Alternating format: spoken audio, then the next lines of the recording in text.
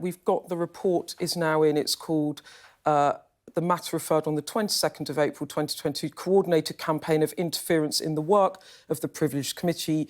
It names a number of MPs, Nadine Dorries, Jacob Rees-Mogg, Andrea Jenkins, and it says Priti Patel, microfabricant Mark Jenkinson. And it says that this special supplement report puts on record our concern at the improper pressure brought to bear on the committee and its members throughout this inquiry. And it says that the work of the Privileged Committee is crucial to our democracy. It must itself be protected. Brandon Clark-Smith is also named on it, as is Lord Zach Goldsmith. So a number of key Boris Johnson allies are individually named and criticised, and we're just waiting to see what the recommendations are. They're just running through the pages. It's a 14-page report.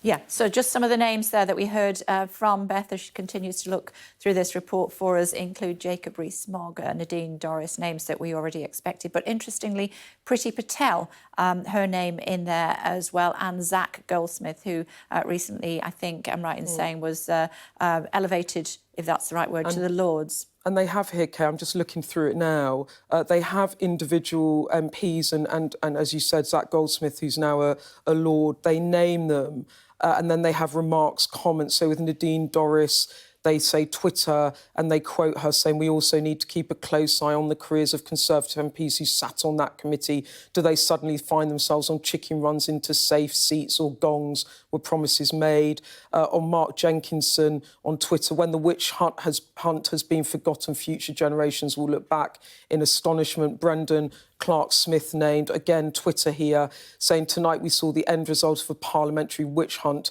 which would put a banana republic to shame. It's the people of this country who elect and decide their MPs. It's called democracy, and we use it to value... sorry, someone just tried to phone me. And we use we used to value it here. Sadly, this no longer appears to be the case. So they are naming a number of MPs with the evidence. Here's the recommendations. We recommend that the House agree a resolution in the following terms: that this House notes with approval the special report from the Committee of Privileges, and it waits to be seen. We're just having a look to see what the sanctions might or might be. The report does say that the Privileges Committee, Kate, needs explicit protection. So really this is the wash-up of a feeling from those MPs that they were heavily under attack for basically carrying out, as they saw it, the wishes of Parliament. This was To that end, Beth, let me just highlight what's on air at the moment. And if we're looking at paragraph 15, if you're watching us at home, pressure was applied particularly to Conservative members of the committee. This had the clear intention to drive those members off the committee and so to frustrate the intention of the House that the inquiry should be carried out, or to prevent the inquiry coming to a conclusion which the critics did not want. There was also sustained attempts to undermine and challenge the impartiality of the chair, Harriet Harman, who had been appointed to the committee by unanimous decision of the House. So that's a severe claim, is it, that they were literally trying to influence the committee? And the reason that matters is that if there's a sense that you're trying to push Conservative members off, you can't then say it's a cross-party committee. The committee is made up, reflects the membership of the House of Parliament. So there's a majority of MPs. Of the 7, 4 of them were Conservative MPs, and if you could push them off the committee, you could then claim that the committee didn't stand. It also says in the report, Kay, that it's going to be for the House to consider what further action, if any, to take in respect of the members of the House referred to in this special report. So we wait to see whether any further action will be taken. 8 names in total, as I said, Lord Goldsmith, and then a number of MPs. So it's quite critical of these MPs This is paragraph 14. Those involved use newspapers and radio, and there was extensive use of social media. There were many examples, but the committee is particularly concerned about attacks mounted by experienced colleagues, including a serving Minister of the Crown, a former Leader of the House, a former Secretary of State for Culture, that's Nadine Dorries, and Jacob Rees-Mogg, their name in there, and at least 3 members of the House of Lords. The former and current members of the government we have referred to are Privy Councillors, and that's an additional responsibility in government, so an additional criticism there, given their role. Look at the recommendations as well. Go back on the recommendations for me, please, and then we can just look at them again. There we go. We recommend that the House agree a resolution in the following terms. On your screen right now for you, ladies and gentlemen. Notes with approval the special report from the Committee of Privileges considers that where the House has agreed to refer a matter relating to individual conduct to the Committee of Privileges, members of this House should not impugn the integrity of that committee or its members, or attempt to lobby or intimidate those members, or to encourage others to do so, since such behaviour undermines the proceedings of the House and it's itself capable of being a contempt. And it goes on, considers it's expedient that the House of Lords is made aware of the special report and this resolution so that the House can take such actions as it deems appropriate. So they're saying, there you go, this is what we think. What do you want to do about it?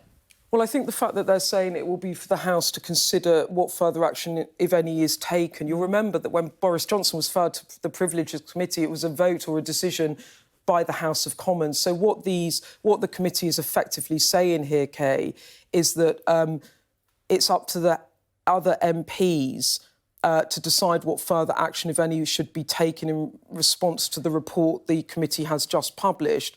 But I think they're basically saying that there's a possibility that the House might set up another Privileges Committee with a different membership to now look at these MPs named in the report to see if they indeed now need sanctions. And if you sort of zoom out in the big picture of this, it wasn't looking good for Boris Johnson when he first gave evidence to the Privileges Committee earlier this year. The committee had said before he gave evidence they thought it was likely that he would be sanctioned.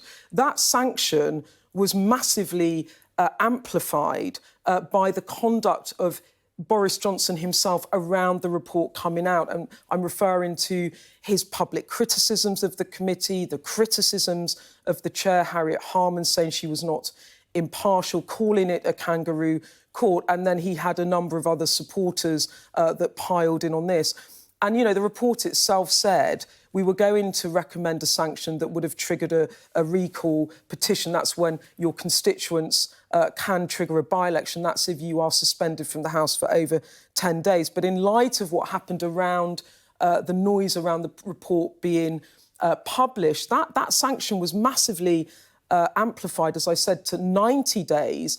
And now, reflecting that anger, upset, and also the concerns about parliamentary privilege and parliamentary procedures and integrity, the committee are now effectively saying to the House of Commons, look, these people have undermined the processes, they've undermined the committee, they've interfered with our work. We can't investigate them, but we're now asking you whether there should be another investigation with another Privileges Committee. So the story that we thought was done in a way, Kay, with the vote just over a week ago, is still very much alive. And for Rishi Sunak, I imagine that he just wants this all to go away, and it's not going away. OK, so let's just wrap up then.